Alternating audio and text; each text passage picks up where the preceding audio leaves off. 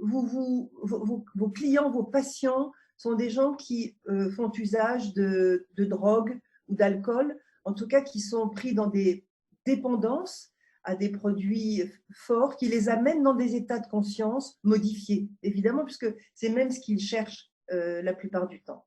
Est-ce que vous avez des choses à nous dire sur les liens que vous avez pu faire entre ces états de conscience modifiés dans lesquels vont vos patients et les EMI? Alors, c'est vrai que c'est un domaine que je ne connais pas. Je n'ai pas l'expertise que celle de vos invités et la vôtre, Laurence, mais lorsqu'on a discuté et lorsqu'on a souhaité mettre en place ma participation dans votre beau congrès, dans ce joli plateau, une idée m'est venue rapidement en tête et je voulais exposer, et je pense que vous avez adhéré. C'est probablement d'exposer un peu à la fois aux personnes qui sont branchées, à mes collègues, les faux amis en matière de drogue et de substances psychoactives. Il est convenu de penser que toutes les drogues, et par définition, sont nocives, forcément, puisque c'est la raison pour laquelle ils sont soignés chez moi et pas que chez moi, et que un médicament, un xénobiotique, a pour mission de traiter, de guérir et même d'aider. Alors, dans la mesure où on est sur un thème assez particulier, j'avais souhaité, du coup, un peu remonter la rivière en sens inverse. Et je vous avais suggéré un titre que j'ai eu l'occasion de présenter dans un congrès international. Bon, le titre est simple, hein, les médicaments qui rendent malade et les drogues qui soignent. Alors, mais une fois dit, donc il faut que j'arrive à convaincre en une dizaine de minutes l'auditoire. Je vais essayer de le faire avec des éléments matériels concrets. Et je vais commencer d'abord par les drogues, par plutôt les médicaments qui rendent malade, et vous parlez finalement de la crise des opiacés. Alors, évidemment, c'est sorti du cercle, du cénacle d'initiés pour vous annoncer, vous le savez probablement, qu'on vit actuellement aux États-Unis une crise qui est encore plus importante peut-être, parce qu'elle a commencé bien plus tôt que la crise de la Covid, c'est les overdoses liées aux opiacés. Aux États-Unis, mais pas que, au Canada et un tout petit peu en Europe. Évidemment, la comparaison est loin d'être réelle. On vit la plus grande crise en matière de mortalité liée à des médicaments qui ont été mis sur le marché. Évidemment, derrière cela, il y a un jeu particulier, c'est le jeu de l'industrie, peut-être certaines compagnies pharmaceutiques qui sont partiellement à l'origine de cette crise. On voit aux États-Unis, actuellement, on a à peu près 200, 210 personnes qui meurent au Canada du fait de l'utilisation de ces produits, ce qu'on appelle des antalgiques puissants, avec une puissance antalgique, c'est-à-dire une lutte contre la douleur, qui est 1000 fois plus importante qu'un antalgique classique, par exemple le paracétamol, avec un effet puissant sur les récepteurs opiacés. Évidemment, vous me dites, mais comment est-il possible que des personnes puissent décéder de médicaments? En vérité, ces médicaments qui sont à l'origine de décès importants, d'une vraie épidémie, d'une vraie contagion de morts, au départ, ils n'avaient pas vocation à se retrouver dans les pharmacies de monsieur, madame, tout le monde. C'était des médicaments qui étaient réservés pour des patients avec des indications très précises, avec des douleurs cancéreuses extrêmement importantes.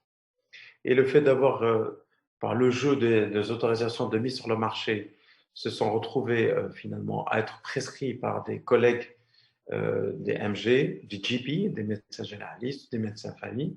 Et donc ces médicaments ont échappé au radar en quelque sorte de la surveillance aux États-Unis, mais pas que. Ce qui s'est passé, c'est que ces produits qui étaient au départ des produits qui étaient destinés à la gestion de la douleur sont devenus des produits utilisés pour la gestion de la douleur morale et du malheur psychologique en quelque sorte. Donc, ils sont sortis de leur indication au départ et ils ont été détournés. Alors, ils ont été détournés et ils ont été beaucoup utilisés, beaucoup poussés par l'industrie pour pouvoir être prescrits par monsieur le tout le monde. Voilà. Je vais illustrer mon propos parlant de personnalités célèbres qui sont décédées par l'utilisation de ces produits, du show business comme Michael Jackson, comme George Michael, comme un certain nombre d'autres personnes qui avaient accès à ces produits de manière facile et qui ont utilisé de manière détournée, malgré eux-mêmes, hein, ces produits. Alors, certains produits ont une une fonction antidépressive. Et donc, à côté de la douleur et de l'antalgie, il y avait une gestion aussi du syndrome dépressif qui n'était pas su, mais qui s'est retrouvé finalement être un ami, un ami utile, un anesthésique utile, une sédation utile. Donc, du coup, on se retrouve dans une crise extrêmement importante, avec une mise en place d'antidotes et avec des systèmes de secours qui se sont développés aux États-Unis pour venir en sauvetage de certaines personnes et qui, consommant ces produits, n'ayant pas en tête le risque vital. Il y a certains reportages, certains documents écrits ont montré un peu la problématique liée à ces médicaments. Le plus connu d'entre eux, c'est le fentanyl, l'oxycodone. En France, on a un autre problème. On a le problème du Codoliprane ou du Topalgique. Ce sont des médicaments qui n'ont pas la même, le même composé chimique, mais qui sont utilisés de la même manière et qui sont détournés, notamment dans les cocktails. Alors, vous avez donc des utilisations de ces médicaments avec de l'alcool, avec du cannabis, du THC, et parfois même utilisés dans ce qu'on appelle, dans les soirées, ce qu'on appelle les clubs de rock. Il faut savoir une chose, c'est que l'utilisation. Amine, ils sont utilisés pour aller chercher des états de conscience modifiés, Pour aller chercher tout à fait. Absolument, pour aller chercher des états de conscience modifiés, aller à la limite de la conscience du plaisir, jouer en quelque sorte flirter avec l'état de mort sans réellement le vivre, en quelque sorte, et pouvoir revenir à soi et refaire l'expérience. C'est ce cycle comme ça, de la réviviscence de l'expérience de la mort imminente qui devient addictive, avec une espèce de sensation de plaisir, une sorte de mort mais qui n'en est pas une, et qui est renouvelée avec le sentiment de maîtrise. Alors évidemment, lorsqu'on perd la maîtrise, on est dans le champ et on est dans le périmètre de l'overdose, c'est-à-dire lorsqu'on a dépassé la dose. Et l'overdose peut arriver de plusieurs manières.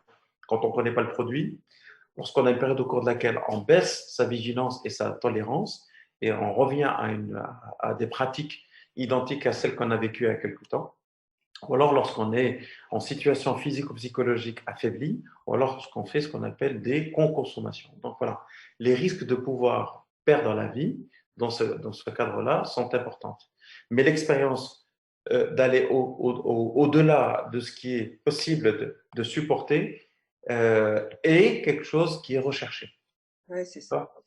Donc ça, c'est important à avoir en tête. On a une autre expérience médicamenteuse que tout le monde connaît, c'est l'utilisation évidemment des benzodiazépines, des barbituriques, qui constituent un état de vigilance modifié afin de s'extraire à l'angoisse, à la tension, au stress, à la sensation de mal-être. C'est également une expérience au cours de laquelle les personnes ont recours à ce type de molécules et qui, à un moment donné, leur retirent leur liberté de s'abstenir et se retrouvent à venir nous voir. Je ne voulais pas trop rentrer dans les détails parce que le temps passe.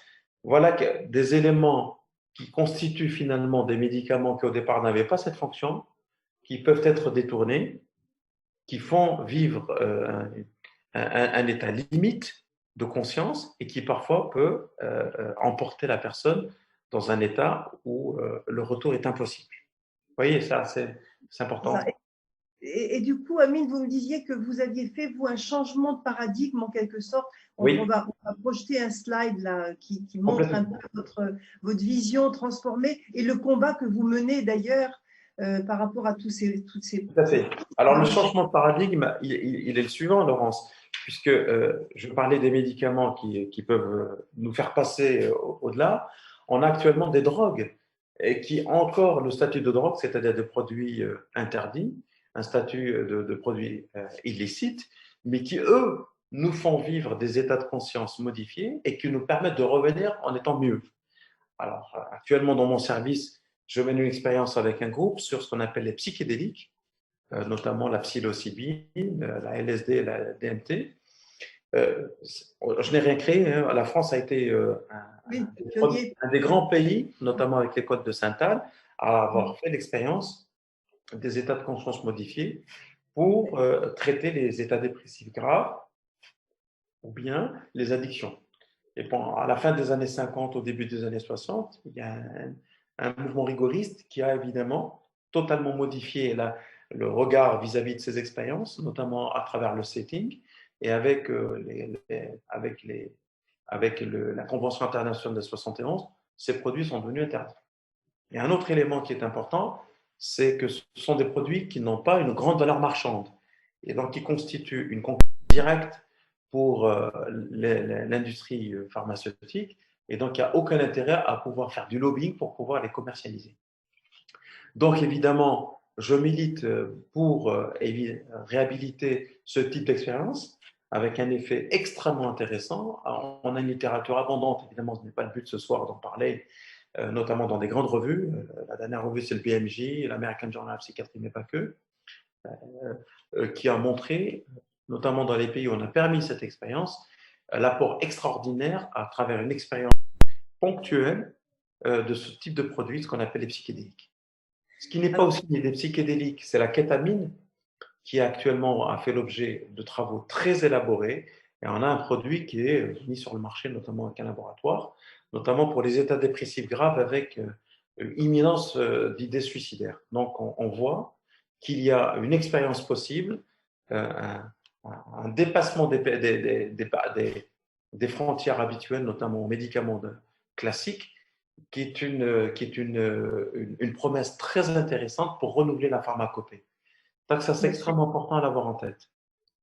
Moi, j'ai une question du coup, tout de suite, Amine, ça me fait penser dans tout ce que vous avez dit. Ok, on sait que les gens qui prennent des drogues ont une sorte de dépendance à l'EMI, ou en tout cas à l'expérience un peu transcendante. Oui. Alors, j'imagine que dans vos recherches, vous avez une précaution justement pour regarder comment, avec vos recherches sur les psychédéliques, vous n'allez pas construire de nouvelles formes de dépendance chez des gens qui sont déprimés et qui découvriraient l'Eldorado, j'imagine. C'est tout à fait vrai. Donc, on a des critères de sélection de l'échantillon, on a de l'accompagnement, ce sont des micro-doses qui sont utilisées, il y a un monitorage et une préparation avant-après sur le profil et un accompagnement des personnes qui font cette expérience. Ce sont des expériences uniques, elles ne peuvent pas se faire, ce sont des expériences ponctuelles, elles ne peuvent pas se faire seules comme ça à la maison, et on voit pas, et puis le produit n'est pas suffisamment accessible, et on voit qu'il n'y a pas, au niveau de la biologie, il n'y a pas de stimulation du système de récompense comme on peut l'avoir vu avec les opiacés ou bien les benzodiazépines. Donc, la conformation même chimique ne répond pas aux substances psychoactives classiques pour voyage de dépendance, donc même sur le plan biologique. Voilà, ça c'est important et c'est la raison pour laquelle on milite pour déclassifier finalement, ou déclasser plutôt ces médicaments comme étant des médicaments psychotropes ayant un pouvoir pour rendre dépendant. Alors qu'on a des produits qui sont actuellement accessibles sur prescription et pas que, qui ont un fort potentiel de rendre dépendant, qui n'est pas le cas des psychédéliques.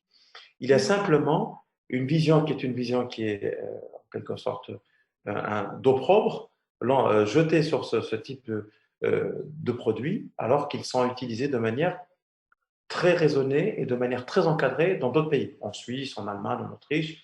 J'ai clos mon congrès la semaine dernière, jeudi dernier, avec un séminaire avec un auteur de Baltimore et un autre de la Charité à Berlin qui nous ont qui ont partagé avec nous l'expérience. Alors, je regrette qu'en France, on ne puisse pas le faire, c'est souvent le cas. Évidemment, on est assez rétif, on a bien vu avec le cannabis médical, qui est un autre produit qui donne des états de conscience modifiés, mais qui a un effet particulièrement intéressant sur des indications, puisque vous savez, on va commencer l'expérimentation, puisque le décret est sorti. J'ai encore une vingtaine de secondes pour dire un mot. Le décret est sorti et on va expérimenter dans les indications pour lesquelles on est tous d'accord, mais je pense que les indications doivent être élargies pour la psychiatrie et la dictologie. Voilà, donc je m'arrête parce que je me suis mis un chronomètre, c'est 15 minutes, mais je vous écoute. C'est super. J'ai juste un commentaire, mais on sera forcément d'accord, on est addictologues tous les deux. C'est que dans la mesure où vous allez donner ces protocoles, l'accompagnement, c'est comme dans les EMI, Bien sûr. l'accompagnement Il est ensuite capital. de l'intégration d'expérience est capital. Il est capital. C'est ce qu'on appelle le setting, l'accompagnement avant, pendant, après, et la sélection des personnes qui peuvent en bénéficier. C'est le principe même de l'indication. Voilà, je voulais pas, je voulais vous donner envie d'aller plus loin, et puis on aura peut-être l'occasion d'en reparler.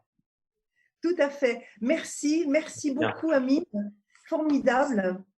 C'est une très bonne nouvelle, Laurence, ce que nous apprend le professeur, parce que ce sont toutes les recherches, en particulier de Stanislas Grof dans les années 70, qui ont été stoppées, qui avaient été stoppées aux États-Unis et qui reprendraient, qui permettent aussi bien de visiter les états dits psychopathologiques que des états mystiques, que toutes sortes d'états. C'est une bonne nouvelle.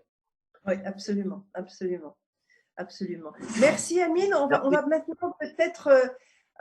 non, vous voulez un commentaire, Amine, à ce que vient de dire… Non, je pense que ce qu'on va faire, on va essayer, on a la Société psychédélique française, on va devoir avoir un certain nombre d'échos pour faire du lobbying, pour pouvoir expliquer à la France que c'est quelque chose de formidable. On a été parmi les précurseurs. Il ne faut pas avoir peur, au contraire, c'est quelque chose de formidable. Donc, on va essayer de travailler, sortir des articles et avoir des références mesurables, scientifiques, pour pouvoir avoir les moyens de peser auprès de l'ANSM et auprès des décideurs. Voilà.